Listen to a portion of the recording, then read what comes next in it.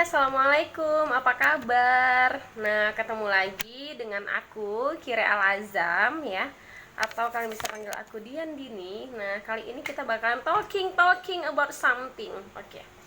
About somethingnya apa ya? Nah, jadi aku nih mau talking about insecure ya, yang judulnya itu quarter life crisis. Oke. Nah, jadi di umur kita yang segini ya, biasa tuh kita rentan banget dengan rasa khawatir kita terhadap sesuatu. Jadi misalnya nih contohnya, sebenarnya quarter life crisis itu adalah rasa kekhawatiran kita karena kita tidak punya goals ke depan, karena kita tidak punya goals untuk hidup kita. Jadi bawaannya tuh insecure aja, bawaannya tuh khawatir aja.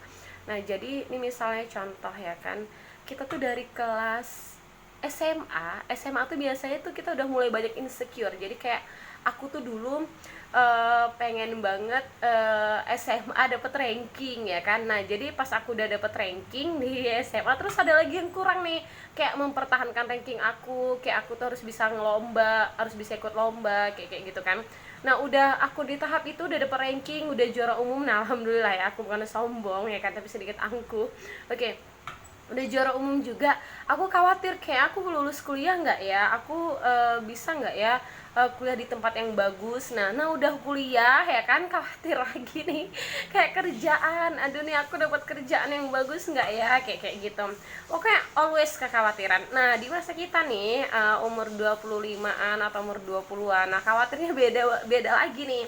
Kayak aku tahu nih, khawatir teman-teman itu biasanya kayak aduh kok nggak dapet jodoh pasangan kayak gitu.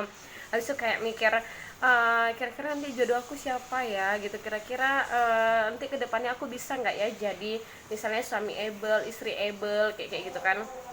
Nah, jadi selalu banyak kekhawatiran. Nah, sebenarnya kekhawatiran itu terjadi ketika kita nggak punya goals. Contoh nih, kita perempuan ya. Nah, kita tuh harus mempersiapkan kayak goals kita untuk jadi ibu rumah tangga misalnya, ataupun goals kita untuk menjadi wanita karir. Wanita karir yang seperti apa, kayak gitu. Ibu rumah tangga yang seperti apa. Kalau nanti punya anak, punya suami, itu maunya suaminya, anaknya itu maunya dibentuk seperti apa, seperti itu. Nah, jadi itu harus ada goals-goalsnya. Kenapa? Karena kalau misalnya tidak punya goals, tidak punya bahasanya itu kayak yang mau kita istilahnya yang jadi tujuan kita, makanya kita tuh kayak hidup itu ngalir aja, padahal hidup mengalir itu tuh nggak ada gitu. Maksudnya gini, setiap orang tuh pasti punya mimpi, setiap orang pasti punya tujuan, makanya nggak boleh kayak mengalir aja. Sesuatu yang kita tuh kayak ngikutin arus aja, itu akhirnya tuh nanti bakalan tergerus sendiri gitu. Oke, nah cukup mengerti lah ya dari pembahasan aku. Jadi aku nih kayak mau cerita di umur kita yang aku nih sekarang 25 ya. Di umur kita yang 25-an ini termasuk, ini abaikan please gambar yang di belakang ya. Oke. Nah, itu bukan aku yang nempel. Oke, nah jadi rasa insecure itu, rasa kekhawatiran itu kayak aku ya. Aku nih berpikir sebenarnya aku udah punya goals ya, tapi ketika kayak aku dihadapkan dengan pilihan-pilihan gitu ya, misalnya kayak ya pasangan pastinya, ataupun tujuan hidup kayak karir dan sebagainya, tuh aku tuh kayak berpikir bisa nggak ya nanti aku ngejalaninya kayak gitu. Ataupun nanti kalau misalnya aku takutnya misal aku nikah sama si dia, nanti aku ngejalanin hidup sesuai goals aku tuh bisa bisa nggak ya, kayak gitu.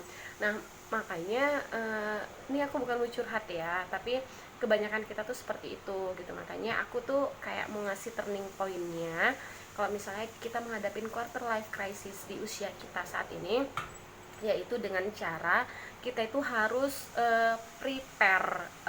Kalau perempuan pengen jadi ibu rumah tangga ataupun wanita karir, ibu rumah tangga yang seperti apa, wanita karir yang seperti apa, seperti itu. Dan itu harus dikomunikasikan dengan pasangan kita, maksudnya sebelum dia menjadi pasangan dan sesudah dia menjadi pasangan, seperti itu. Biar apa? Biar kita tuh nggak merasa terzolimi, maksudnya kayak kenapa sih aku tuh nikah sama kamu jadinya aku tuh nggak punya goals gitu, aku tuh nikah sama kamu tuh jadinya goals aku tuh nggak terlaksana, jadi nggak seperti itu. Jadi harus dibicarain gitu. Aku pikir kayak teman-teman tuh paham ya untuk di masalah ini gitu. Nah, selanjutnya in the next, oke, kekhawatiran kita yang lain, aku nih nggak bicara pasca setelah menikah ya, karena aku belum menikah kayak gitu. Jadi aku nih bicara kayak before-nya, sebelum ya. Oke. sebelumnya aku akan bicara after, tapi itu nanti ya, nanti ya setelah aku yang udah di masa itu gitu. Before-nya kita tuh memang kayak harus punya visi misi, itu penting banget karena bahaya banget kalau kita nggak punya visi misi, terus nanti siapa aja yang datang kayak kita iyain ya kan, siapa aja yang datang kita tuh kayak oke oke aja kayak itu, padahal kan maksudnya bisa jadi tuh dia tuh belum tentu loh bahkan ngikutin visi kita kayak gitu. Bisa jadi tuh kalau misalnya kita tuh nikah sama dia, misalnya dia tuh menghambat visi kita, nah itu bisa jadi seperti itu kayak gitu.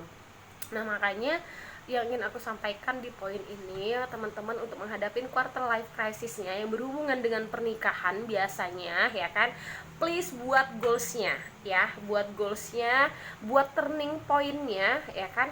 Habis itu buat apalagi misalnya kayak apa yang harus teman-teman prepare ya kan, biar apa, biar kita tuh nggak kayak insecure always gitu, jadi kita tuh nggak kayak ngerasa khawatir terus seperti itu. Oke teman-teman, nah mungkin aku nih nggak banyak banget buat videonya, cuma durasi 6 menit aja ya. Jadi untuk teman-teman yang mau request tentang apapun itu yang pengen aku bawain ya kan, tentang judulnya, temanya, boleh di chat aku pribadi ya kan, boleh chat aku pribadi, nanti insya Allah kalau ada waktu, ada kesempatan, nanti aku buat deh di YouTube aku. Oke teman-teman, sukses selalu, spirit ya kan, keep smile, oke, dan always positive thinking. Bye bye, assalamualaikum.